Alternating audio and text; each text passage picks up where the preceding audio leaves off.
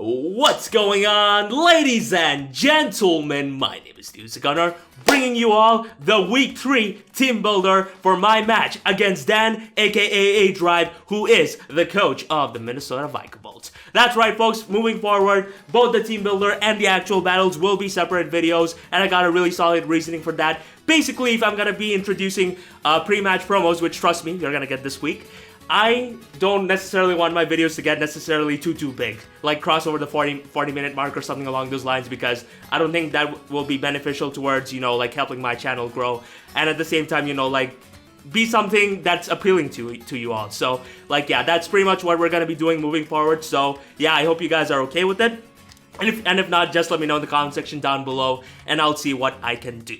But yeah, we, the Bullet Punch Club, are unfortunately off a 1-0 loss against Steve, aka Magnitude, who is the coach of the Milwuakee Sawsbucks. I'm surprised that I still remember that. But jokes aside, unfortunately things haven't started off that well for us, and honestly, that needs to change. So you know what? We're gonna try our best to do just that.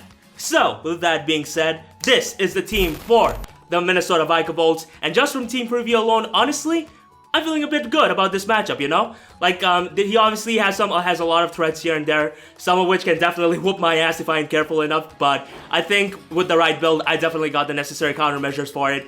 So with that being said, let me show you guys my team here and now. First things first, we got the star of the team captain, Revenge, aka my this time shiny Gengar, rocking the Life Orb with Shadow Ball, Substitute, Sludge Wave, and Giga Drain. Honestly speaking, if you look at his team and back at mine, you will notice the fact that just like almost every other team out there, he has absolutely no Gengar switch-ins whatsoever. And when you consider the fact that Gengar cannot get Pursuit Trapped, when you consider the fact that Gengar is one of the meanest SOBs out there, as well as the fact that I'm running Modest this time around considering dance speed tiers, I definitely think I'm going to be getting the better end of the exchange here now. It kind of sucks that he dropped Dottler for Unpheasant in this week, because if he didn't, then I would have just been able to run Choice Specs with just spamming Shadow Ball. But honestly speaking, I like this set a lot too. I can see this thing putting in the work.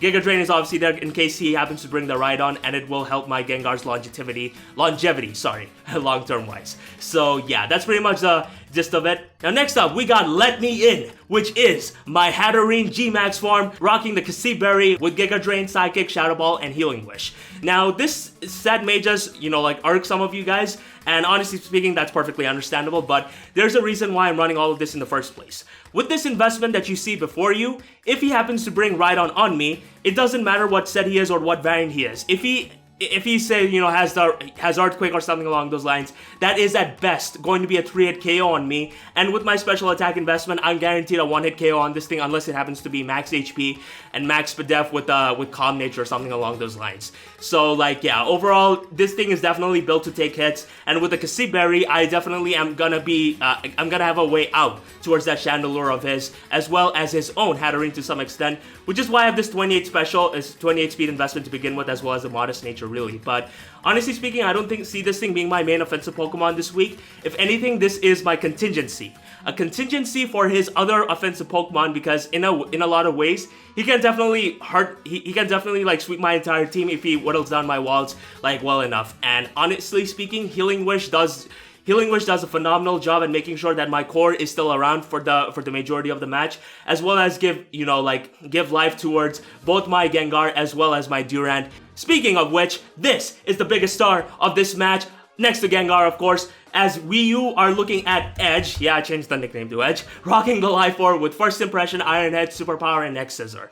And once again, I'm running the Adamant Nature because Dan's team is built in such a way where I can definitely have a lot of liberty in terms of running what natures I want. And in that sense, when you combine Life Orb, when you combine Hustle, when you combine the Adamant Nature, the conclusion can be made that he has absolutely no switch-ins to Durant. And honestly speaking, now that I think about it, he could very well bring something like Flame Body Chandelure, which is definitely a possible bring on his behalf, but regardless, Durant is here to not care about that, especially when I do have my Hatterene with me to pass Healing Wishes off to, and even if I'm burnt, the fact of the matter is, with the Adamant Nature and the Life Orb, I still will be hitting really hard.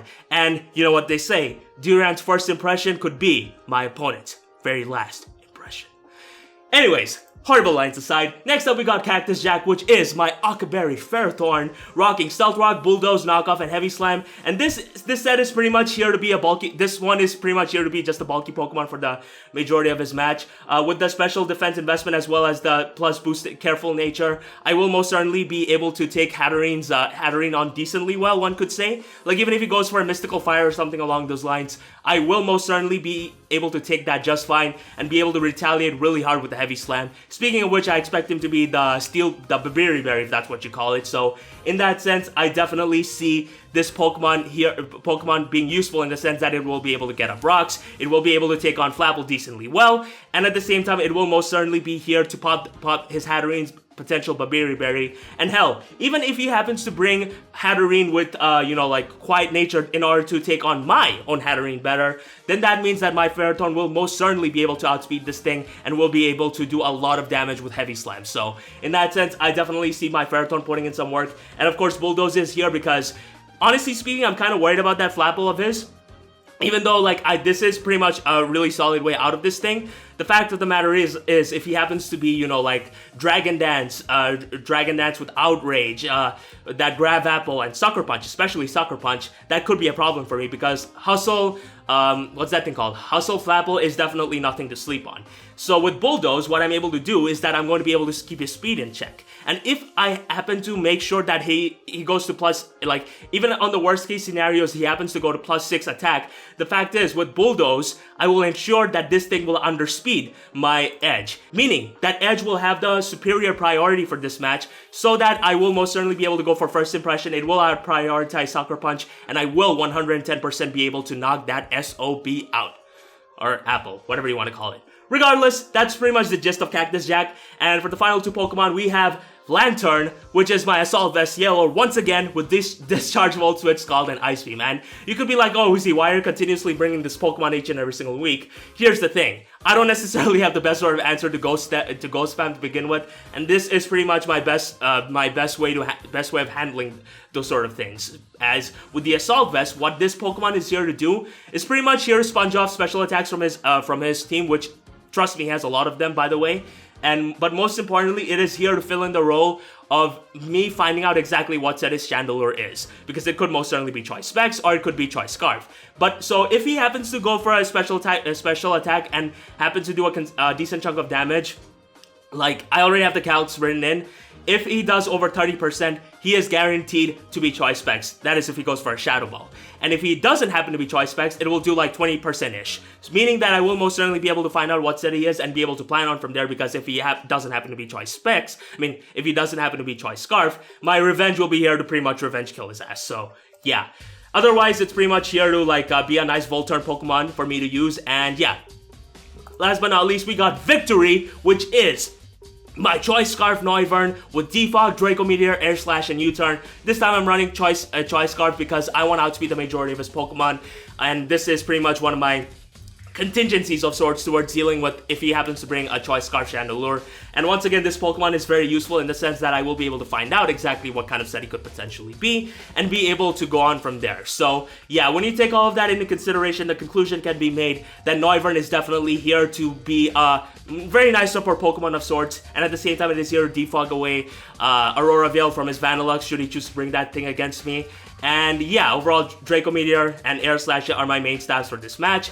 And that's pretty much the gist for this team. Honestly, the match could go anyway now that I think about it, but basically I've planned for my team in such a way where I'm going to be looking for specific Pokemon when the matchup shows up. They are Chandelure, Unfezant, Vanillux, and Duraludon. If any of these four Pokemon, I will look for any of four of these Pokemon and be able to formulate my team plan, because honestly speaking, if he happens to bring Duraludon, I have every reason to believe that he will be Choppleberry, because that's pretty much his only way of dealing with my Durant, and yeah, he can, if he's Choppleberry defensive, he can take a hit and then just Thunder Wave me back, which will definitely be a detriment for my team. Or he could be Choice Scarf even, so the possibilities are endless. If I do happen to see Vanillux though, I'm going to lead off with my Durant, no questions asked, because that thing just absolutely hurts this team really bad, especially when you consider the majority of my squad. So in that sense, Durant is a really nice lead overall if I happen to see his Vanillux, but if I do not happen to see that thing, I will most certainly lead off with most likely my Lanturn. So yeah, that's pretty much the gist of this team, guys. Hope you all enjoyed, and yeah, I'll see you all tomorrow when the battle shows up. Peace!